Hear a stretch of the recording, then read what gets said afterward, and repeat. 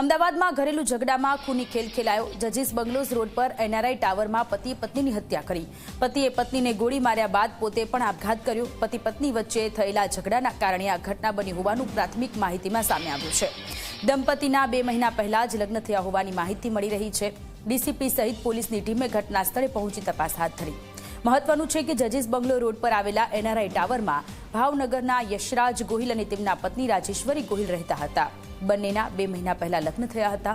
ગત મોડી રાત્રે યશરાજ અને તેમના પત્ની રાજેશ્વરી વચ્ચે કોઈ બાબતને લઈને ઝઘડો થયો હતો। ઝઘડો વધુ વધતા બંને વચ્ચે ઉગ્ર બોલાચાલી થઈ હતી। ઝઘડો વધતા યશરાજે પત્ની રાજેશ્વરી પર હથિયાર વડે ફાયરિંગ કર્યું હતું। પત્ની પર ફાયરિંગ કરતા પત્ની ઢળી પડી હતી, જેથી યશરાજે 108ને જાણ કરી હતી। 108 પહોંચતા તબીબ દ્વારા રાજેશ્વરીને મૃત જાહેર કરવામાં આવી હતી। 108નો સ્ટાફ ઘરની બહાર નીકળતા જ યશરાજે પણ પોતાના માથે હથિયાર વડે ગોળી મારી આપઘાત કરી લીધો હતો। સંવાદદાતા ઉદય ફોન લાઈન પર જોડાયેલા છે। ઉદય, 2 મહિના પહેલા લગ્ન થયેલા દંપતી કે જેણે પતિએ પત્નીની હત્યા કરી અને પછી પતિએ પણ જીવન ટૂંકાવી લીધું છે ઘરેલુ ઝઘડામાં। સોનલ, જો વાત કરવામાં આવે તો અમદાવાદના વસ્ત્રાપુર પોલીસ સ્ટેશનનો બનાવ છે, જ્યાં એનઆરઆઈ ટાવર આવેલો છે જજીસ બંગલો રોડ ઉપર।